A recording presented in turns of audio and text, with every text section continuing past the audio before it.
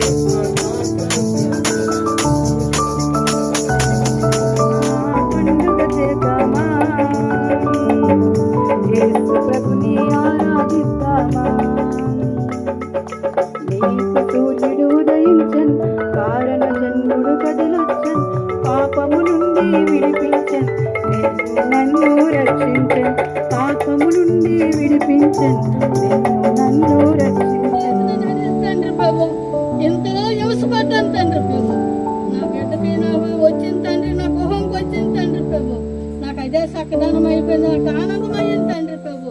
నాకు అందరికీ దేవుడు నాకు రక్షించి కాపాడించింది తండ్రి ప్రభు. ఏసైనా ఏసు దేవుడైనా సాయమా. దేవుడు అందరినీ శిక్షించడు, దేవుడు అందరినీ గద్దించడు.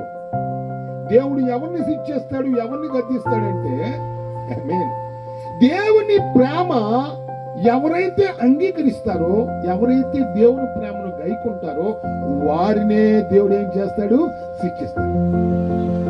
అందరినీ శిక్షించడు. అంటే దేవుని ప్రేమ అంటే ఏంటి మనకు తెలియాలి. దేవుని ప్రేమ ఏంటో మీకు ఈరోజు చెప్తాను. చూడండి, యోహాను సువార్త 3వ అధ్యాయం